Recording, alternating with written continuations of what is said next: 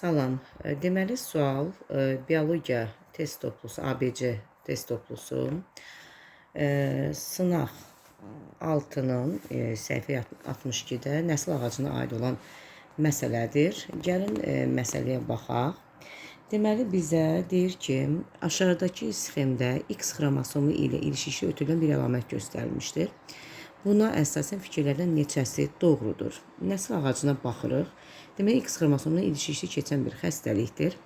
Baxaq, ana və ata hər ikisi sağlam işarə olunubdur. Onda biz bunun övladlarına baxaq birinci.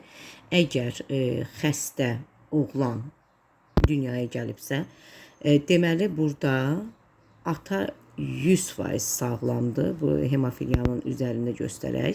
Ata 100% sağlamdır. Çünki tüm hər şey işarə olunmuyubdur. Amma ana 100% daşıyıcıdır.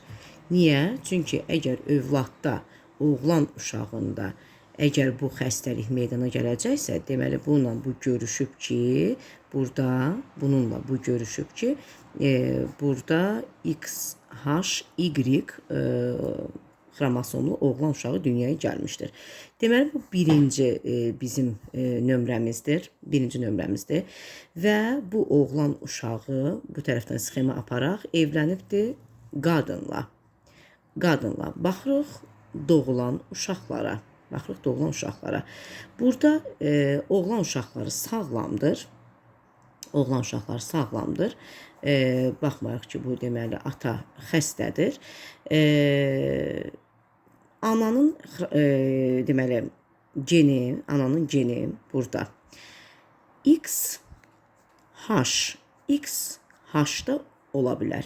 Yəni heterozigot vəziyyətdə. Baxaq. Bundan bir qız, bir oğlan uşağı dünyaya gəlsə, baxaq. XHY sağlam doğulacaqmı? Doğulacaq. Və yaxud da XH da dünyaya gələcək ki, bu da sağlam fenotipli olacaq. Yəni bizim bu 5 nömrə ilə göstərilən qız uşağımız bu genotipdə olsa belə sağlam genotipdədir və yaxud da fenotipdədir. Aydındır? Və yaxud da mən bu ikini görürsünüz, bu ikini indi bu çarpazlaşmanı təzədən bu tərəfdən aparım. Bu ikini mən X böyük H, X böyük H da götürə bilərəm ki, bu dəqiq buydu, düzdürmü? Ata dəqiq bu xromosom dəstində idi. Buradan da doğulan qız uşaqları belə də doğula bilərlər. Yenə buradan doğulan oğlan uşaqları da 100% sağlam doğulacaqlar. Yəni mənim 2 rəqəmi ilə işarə olunmuş qızın genotipi həm belə, həm də belə ola bilər. Yəni hər iki halda biz bu cür uşaqların dünyaya gəldiyini müşahidə edə bilərik. Deməli, mənim ikinci genotipim, ikinci işarə olunmuş genotip X böyük H, X kiçik H və yaxud da X böyük H, X böyük H ola bilər. Bu ikinci rəqəmin göstəricisi. Keçirik üçüncü rəqəm. Üçüncü rəqəmdən artıq bizdə ata və ananın genotipi dəqiqdir. Onda burada 3 rəqəmi ilə işarə olunan, bu çarpazlaşma alınan qız uşağıdır. Baxın, 3 bizdə qız uşağıdır. Buradan dünyaya gələn qız uşağı necə olacaq bizdə? X böyük H, X böyük H və yaxud da X böyük H, X kiçik H. Bax, 3 bu formada ola bilər. Bu ikisindən birinə sahib ola bilər bu gen. 4-ə baxırıq, 4-ün sxeminə baxırıq və 4-ün genini müəyyən etmək üçün ki, bu ikisindən biri ola bilər. Çünki əmələ gələn qız uşaqlarının ikisindən biri də malik ola bilər. Baxırıq bunun evləndiyi oğlanla. Bunun evləndiyi oğlan gördüyümüz kimi 100% sağlamdır. Çünki tün təriflə işarə olunmayıbdır.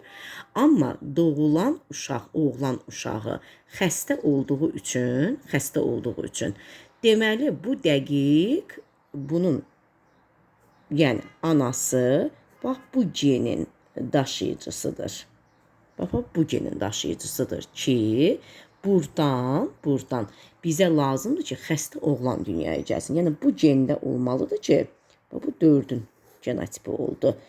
Ki, buradan X, H, Y xromosomlu övlad dünyaya gələ bilsin, oğlan uşağı və burada doğulan qız uşaqlarının genotipinə baxaq onda X böyük H, X böyük H və yaxud da X böyük H, X kiçik H, X böyük H, X böyük H, X böyük H, X kiçik H genotipində ola bilər. Bu da bizə işarə olunub 6 rəqəmi ilə.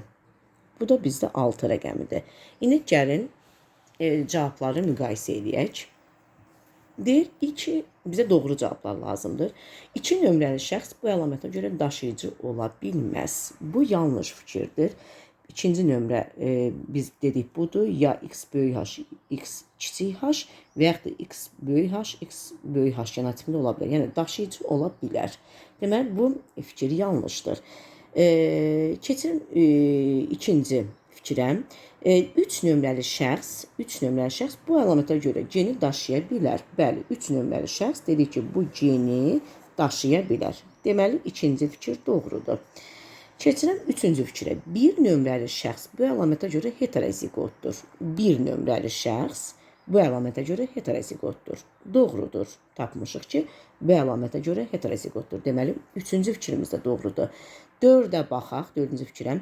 6 nömrəli şəxs bu əlamətə görə heterozigot ola bilməz. Baxaq. 6 nömrəli şəxs bu əlamətə görə deyir heterozigot ola bilməz. Yanlışdır. Heterozigot ola bilər. Gördüyümüz kimi. Sonra 4 nömrəli şəxs bu əlamətin daşıyıcısıdır. 4 nömrəli şəxs burada bizdə budur. 4 nömrəli şəxs bu əlamətin daşıyıcısıdır. Doğrudur. 4 nömrəli şəxs bu əlamətin daşıyıcısıdır. Deməli 5-ci fikir də doğrudur. Baxıram 6-cı fikrə. 5 nömrəli şəxs bizdə buydu. 5 nömrəli şəxs bu əlamətin daşıyıcısı olmaya bilər. Baxaq, 5 nömrəli şəxs bizdə hansıydı? Doğulanlar, qız uşaqları. Bəli, burada əgər biz genotipi belə götürsək daşıyıcı ola biləcək. Amma daşıyıcı olmaya bilər. Yox, bu yanlışdır. İstənilən şərt daxilində, baxın, istər mən ananın genotipini belə götürsəm, yenə doğulan qız uşağı bu əlamətin daşıyıcısı olacaq. Baxın, daşıyıcısı olmaya bilər. Çünki, baxın, burada X kiçik H zaten görüşsədir, bu xəstə tünd rənglə göstərilməlidir. Amma sağlamdırsa, ya belə genotipdədir, əgər valideyni belə götürmüşüksə, yox, valideyni belə götürmüşüksə, yenə də burada daşıyıcı olacaq qız uşağı. Ona görə bu fikir yanlışdır. Deyir ki, 5 nömrəli şəxs bu əlamətin daşıyıcı olmaya bilər. Xeyr, istənilən halda ana, istər belə genotipdə olsun, istənilən halda doğulan qız uşaqları nə olacaq? Daşıyıcı olacaq. Deməli, 3 fikrimiz doğrudur, 2, 3 və 5-ci fikirlər doğrudur burada.